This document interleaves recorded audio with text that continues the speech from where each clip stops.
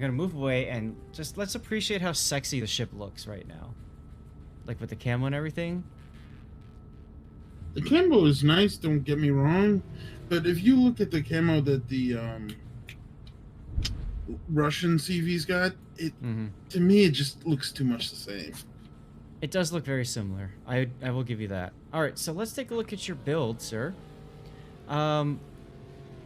Okay, so you are choosing to go for Damage Control Mod 1. Now, this is nice because a lot of people don't understand. With American battleships, you get a certain extra action time. I believe isn't it 20 seconds instead of 10? Yeah.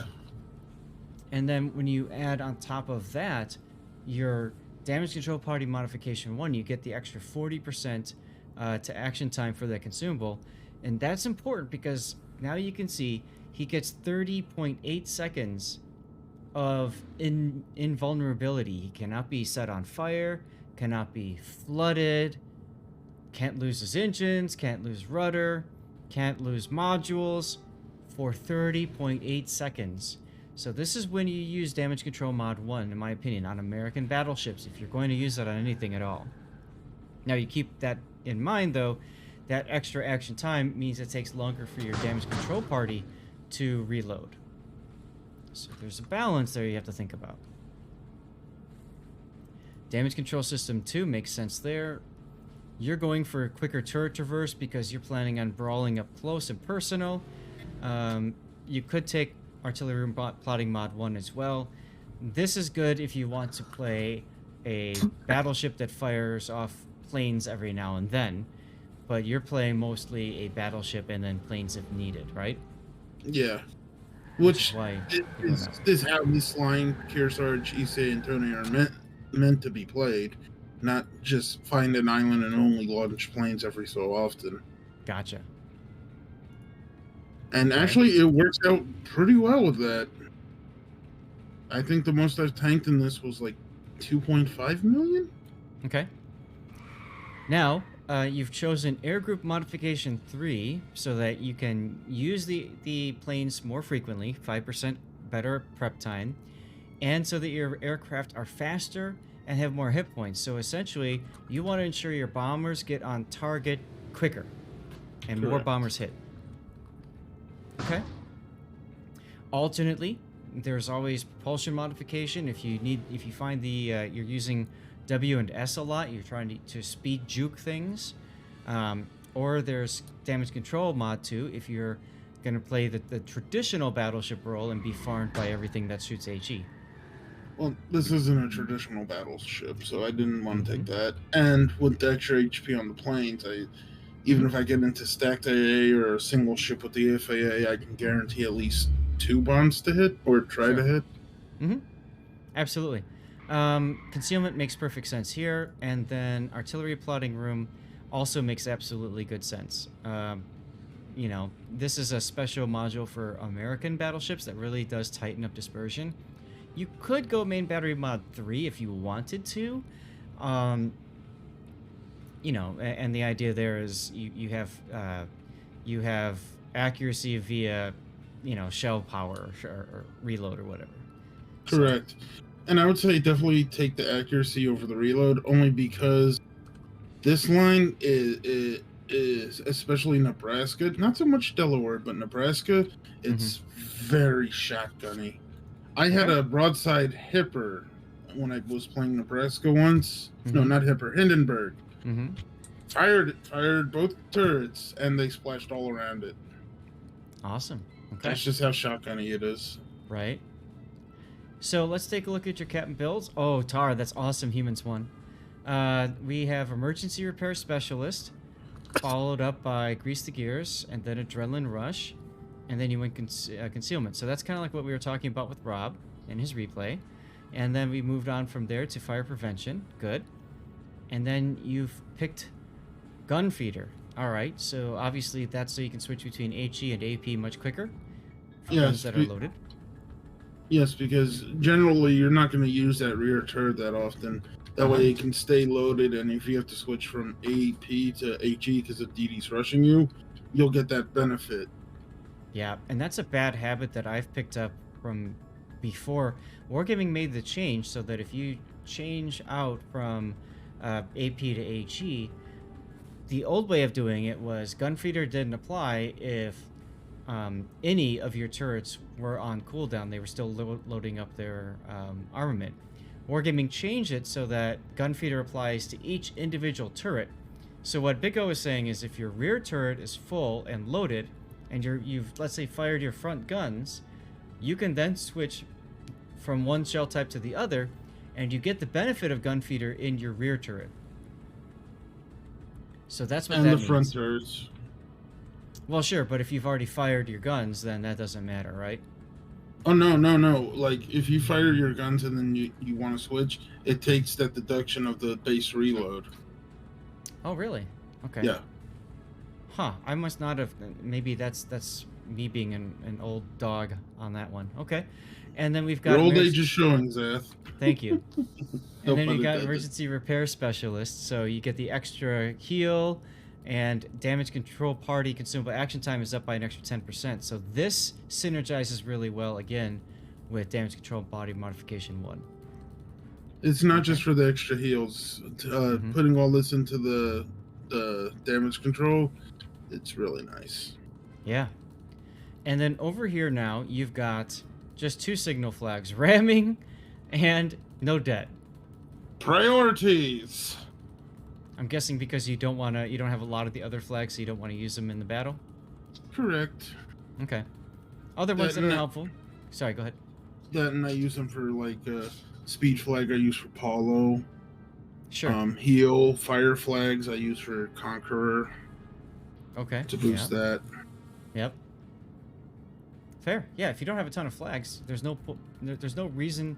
You should never feel like you have to put all the flags up on, on your ship at any given time. Plus, the ship doesn't have hydro. So... That's true. Oh, and as a side note, do not do a secondary build on this. As funny as it was, it really didn't work. Fire flags are useful for ships that fire very often, Patton. That's very true, because you get that percentage percentage boost, and if it's a high rate of fire ship, then yes. Drifton won that race. Okay, nice. He says he's using it on Conqueror because he wants that extra zhuzh on his HE shells. But in general, I completely agree with you. I mean, 51% is nice, 66 on St. Vincent, so... Yep. Yeah, the secondaries are kind of sexy looking on this. It's the standard 5-inch dual mount secondaries. Now, your rear turret is only 2 barrels. Kind of a weird look, but alright. It's still better than Nebraska and not having a rear turret. Well, that's true. Alright, so this is Estuary. You are top tier. There's a tier 8 carrier in each side. And you've already used your sector reinforcement. That's smart, that's good.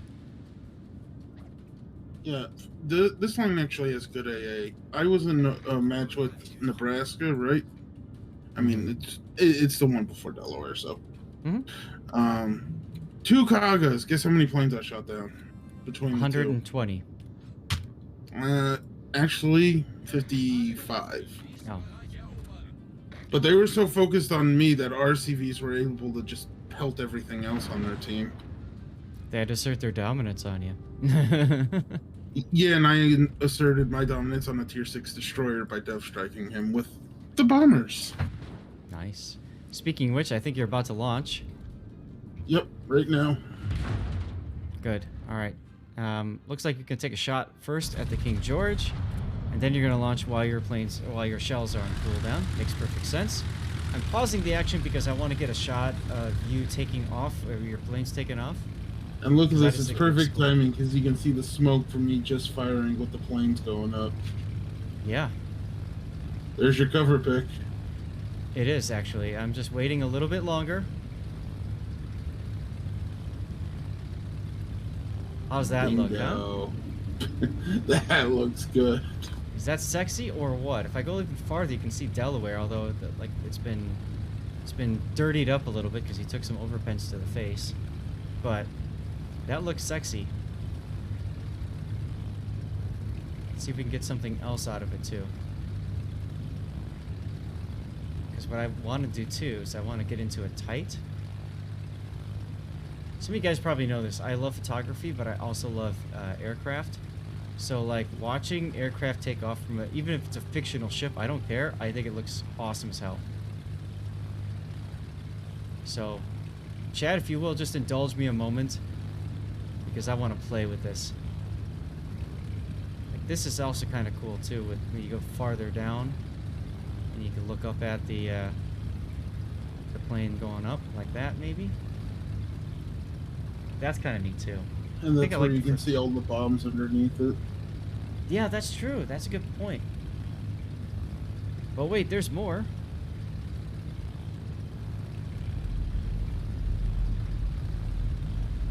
Now keep in mind with the bombers, the first one spawns after 2 minutes. Then it's a minute for each flight after that. Right, so you can use them quite a bit. I love, by the way, look at the detail on the deck, guys. You can see the arresting wires for the landings. That's awesome. Yeah, that's actually pretty neat. Yeah. The art department in this game really carries it. I hate to say it, but it does. Oh, how about this? How about this? Going right, taking right off over a turret. See if I can get a little bit lower here.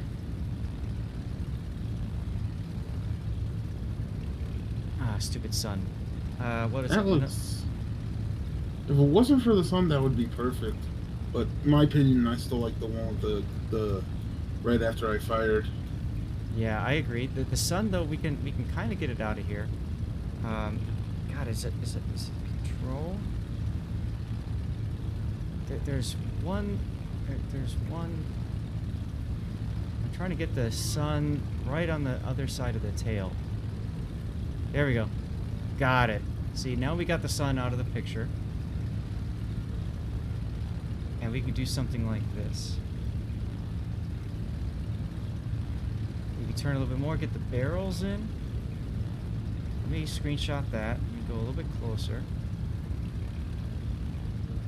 Oh, actually, that looks kind of cool with the sun blocked out by the elevators. Elevator? Yeah, your tail. Oh. That's called an elevator. The aileron. Well, the aileron is the front part here. That's the part that flaps so that you can turn. Your elevator is the part of the tail right here, back part of the tail, that allows you to pitch up or pitch down. That just, I'm sorry, but I'm just geeking out right now. I'm just hardcore geeking out right now because this just looks so freaking cool. Alright, let's get back into the action. So you've just went into your map mode so that you can... of course, because right. Keep in mind, when you launch the planes on this line, or Pure Sarge, or any of the other hybrids, you're not controlling your ship. You are controlling the planes. So you have to be very map aware, and you have to have your turrets turned in the direction you want them to be in. Now you saw the kid, you want to hit the kid, so you're guessing where he's at? Yep. And you guessed wrong. I mean, he's in smoke. Usually I guess good, but sometimes not so much. Now, had you waited just a little bit longer, you could have dropped on the kid there. Mm-hmm. So, definitely a little on the rushed side with the drop, but okay. While we don't have a sub in this match, using ASW camera, you can see where like if you need to shoot over an island, see how far back they are, like so. Oh, good point. Good point. Yeah. Yep. Because you get a fighter, you have AA, but you don't get a spy. Mm-hmm. You don't get a spotter. So the ASW camera can act as that alternate spotting camera. Why are you healing now? Misclick, actually. Okay. Also, I noticed you have HE loaded. Good game, everyone. Was trying to pelt out the kid. Okay. Are Kid you is sure so it's low. HE? I'm seeing AP. Yeah, now I'm CAP. It showed before, I think, when you took your last shot. Alright, well, anyway. Now you are launching. I'm guessing you're setting your nav point back towards A. All stations. Mm-hmm. Reporting the position. I play this flank, but I keep my ship moving just to avoid torps. Okay. I think you used that engine a little bit too early there. You could have waited until you used your regular boost fully first.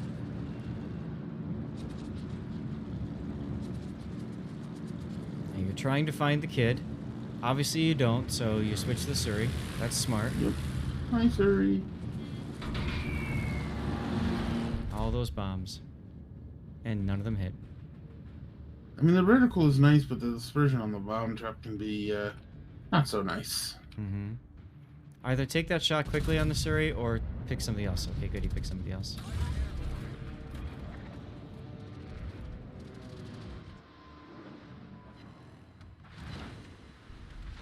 There's the kid. Concentrate fire on the designated target. Good. Recognize that threat. Kid's got one rack of torps at 9.2 kilometers, so I wouldn't be surprised if he fired him off towards you or your Massachusetts buddy. Nope, he fired him at Massachusetts. Wasn't me. Mm-hmm. Now you've got Izumo Jean Bart in front of you. Which I don't want to engage alone. I want to Nope. pick on the low tier. So you're gonna duck in behind this island, I'm guessing. Mm-hmm. Nice citadel there. Unfortunately, you just lost 2 teammates in pretty quick succession. Yeah.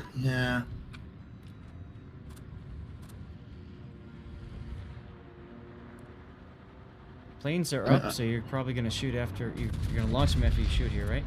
Yeah. Yep.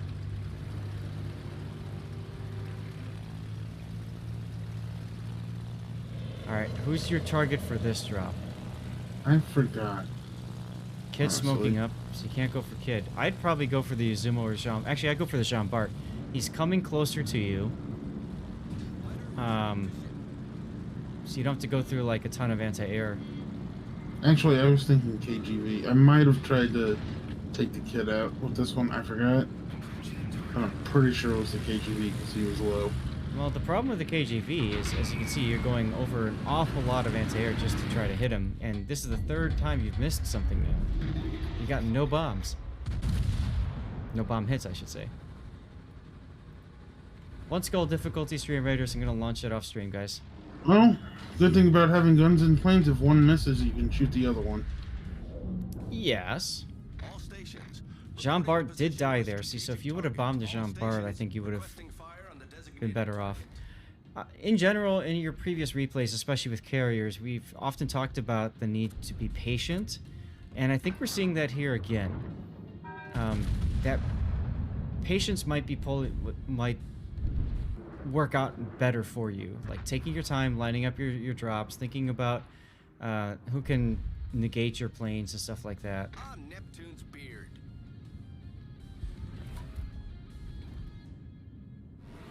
I do like the decision to back up here, because aside from the King George, the only other person that's a problem for you will be the Izumo.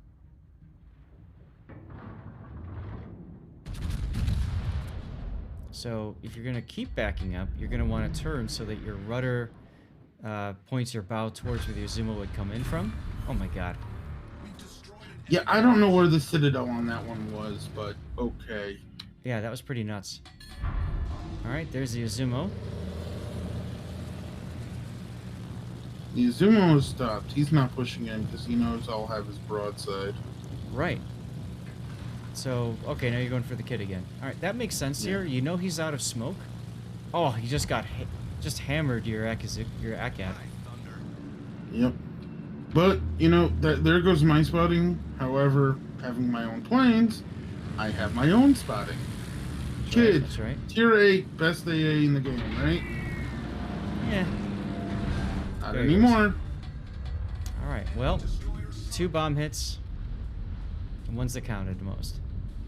And this is the part where I run so I can turn around and get my guns to turn around. Mm-hmm.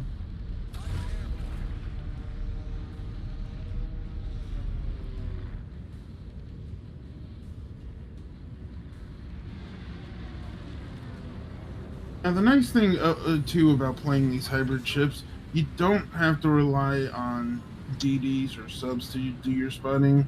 Mm-hmm. It's just, you can spot for your team, you can spot for yourself. And since this is a lull, I'll explain. In one of the matches before this one, I was in a, what was it? Yeah, 8 to 10 or 9 to super ships. Okay. And we were engaging a Holland. He went dark, but I had planes up in the air. I found him. I dropped on him. He was at 3/4 health, and he had used his heal. I got quite a few bomb hits, and he went to a quarter. Mm-hmm. After that, I effed off immediately so I could get back to my ship. I already had my guns on him, so I took the shot as quickly as I could before he disappeared again, and I secured the first blood. Okay, nice. I just want to mention, by the way, this is a really good spot to actually stop and wait and see if the Izumo comes out in front of you, because Massachusetts can hit you from the side. Mayhem's way the heck away from you, so you actually have a good shot there, assuming the Izumo does pull forward. Oh, look, there he goes. He does. Also got the Renown coming to back me up. Mm-hmm. All right, well. Now, pause it real quick, because I want to talk about that shot the Izumo took. Okay, go ahead. Can you rewind it? I can take another picture. Huh? I said, can you rewind it a little bit? Unfortunately, there's no way to rewind a replay. I mean, there kind of is, but it really bugs out, unfortunately. All right, so you'll have to do it on the next shot he takes. Okay. All right. Well, while you're doing that, I gotta satisfy my urges again. You do that, and then I'll explain in the next one. Cool. Because I'll tell you, that looks pretty sexy too. That sounded Alright. so wrong, by the way. Good. He's got to satisfy his urges. I think mean, we all do, don't we? I mean, maybe? Sometimes it's better to ignore said urges, though. All right, so here you go with the bombs. When did you want me to pause it again? When we go back, when me and the Renown go back to the cap, and he takes a shot at me. Now, that drop there, I think, was too far forward of the Izumo. The Izumo's best armor is on his turrets. And if you look, I think you had 2 or 3 bomb shatters on those turrets. If you would have held just a tad longer, I think you would have done more damage. Forrester says, withholding fighters till 20 seconds before you launch bombers could have baited the red battleship to activate sector anti-air. Okay. So you'd have less threat to the bombers because of that.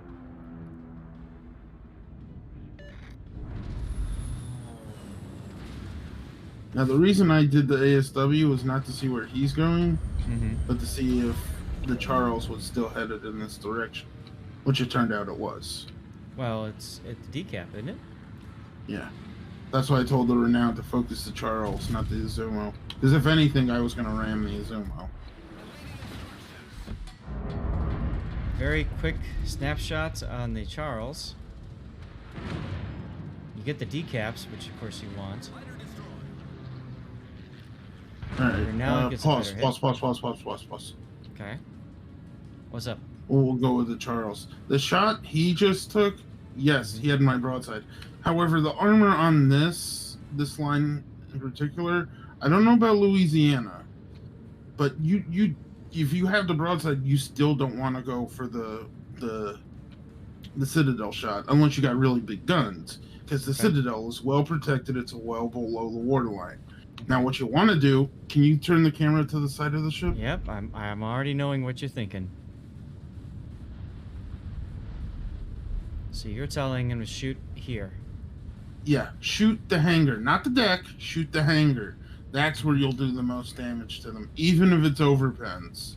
That's that giant hangar on it is your best target. Right. Unless you're Musashi with, or Yamato or Georgia, anything with big guns, you're not really going to Citadel this unless you're point friggin' blank. Okay. Let's continue the replay then. Reset the camera. Huh? I said reset the camera because it wasn't set. Oh, well, remember there's a bit of a lag from the stream and what you're hearing on the Discord. About 20 yeah. seconds. And experience tells me that Charles was torquing me. That's why I stopped. Mm-hmm. Sure.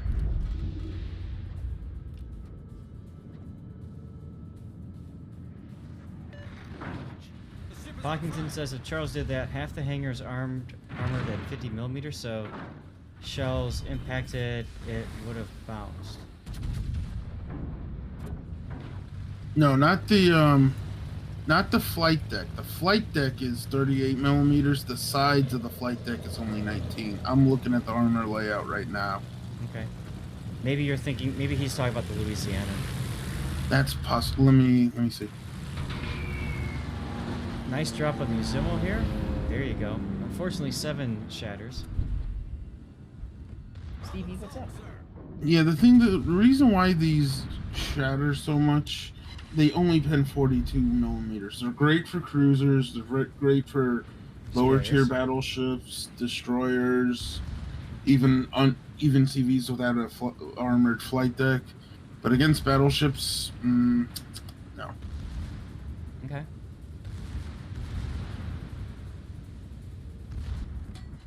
Or maybe it's the Kearsarge, I don't know. Anyway. It might be because Louisiana has a same flight deck and hangar combo. Let me check Kearsarge. Okay. So with the Izumo's guns all forward, this is actually pretty safe in this, you can go fully broadside to the Izumo and who cares. It actually Yeah, gives you a chance to shoot with your rear turret too.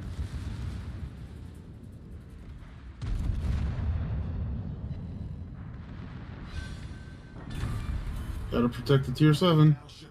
Mm-hmm. Simboto, what's wrong? Set a smoke screen. Much obliged.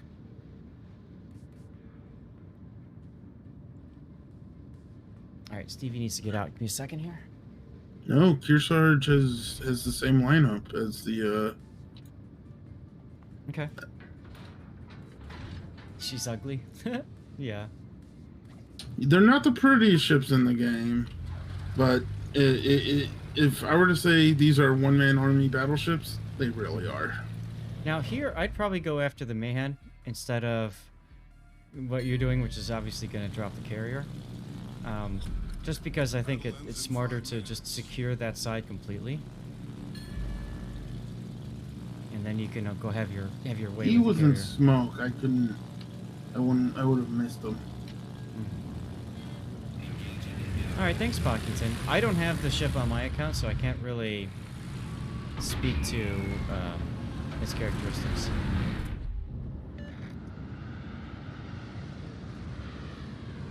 But yeah, see, if you had gone after the Mayhem there, dropped on the Mayhem, you'd be coming out right in front of this Pobeda. You'd have the shots you were looking for anyways.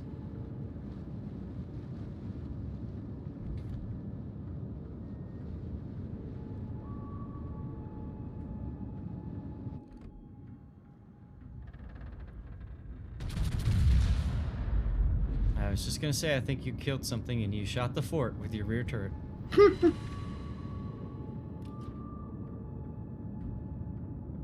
What surprised me about the Russian CVs is they, from Pobeda and Nakhimov, they actually have an armored flight deck, which I don't know why. Balance, comrade. And Yeah, by much the balance. way, that Mayhem that you ignored earlier is currently heading straight for you. Just put that out there. Mm-hmm. Now, some of you guys maybe played PlayStation 2 way back in the day. If you did, you might be familiar with a game called Warship Gunner and its successor Warship Gunner 2. Made by Koei Games, these games allowed you to literally build ships. You'd research their hulls, and then you'd put engines in them, guns, and all that. It's a hell of a lot of fun. And one of the hulls in that game is the Delaware. And so for me, it's like just a lot of fun seeing it in World of Warships because obviously the graphics are much better here than they were in a PlayStation 2. Nebraska is also in that game, as is the Kearsarge. And there's a battle carrier that is like the size of the Midway with this gigantic bow, like a Yamato-sized bow. It's crazy. Be glad that's not in Warships yet. What better way to add insult to injury by killing a CV with planes launched from a battleship? Mm-hmm. Although you didn't do it, you almost did. Almost. Well, still, I struck him. Mm-hmm. Evil Tree Sock, you must know that I was about to pull this as soon as this thing was over. Uh-oh. Welcome back, 'Cause Tree he's Sock. back.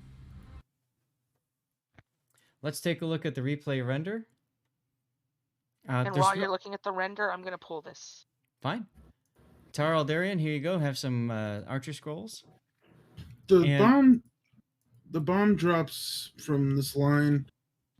They're hard to do on destroyers because they're very, very nimble. But cruisers and battleships, while you might not be able to pen heavy battleships, you can still set a fire if they use their DCP. They have a decent fire chance. Well, it's also, I would say it's also really hard to do when you are playing, when you're trying to drop destroyers in smoke, you know? Yeah, there's that.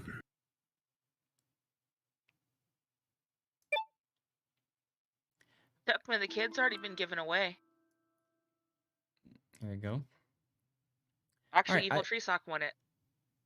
I don't know Really? if there's that much else to comment on. Yes, the kid has been pulled already.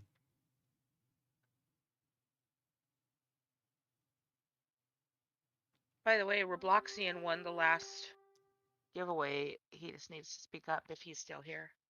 Okay. Out of the 3 ships, well, I can't say anything about Louisiana. I don't have it. I'm not going to wail out for it. But Nebraska, it's great to learn the line. Otherwise, it's have fun with 2 turrets. That's all I got to say. Well, you play it like a Jean Bart and you launch planes in between. Yeah, I'm going to say you play it like a Richelieu. Yeah, exactly. Same thing. With Dunkirk guns. But what I would have to say is Delaware is definitely the gem of the line.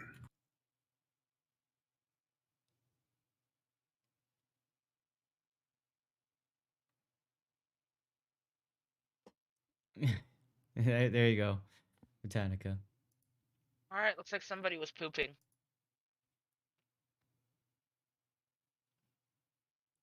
Okay.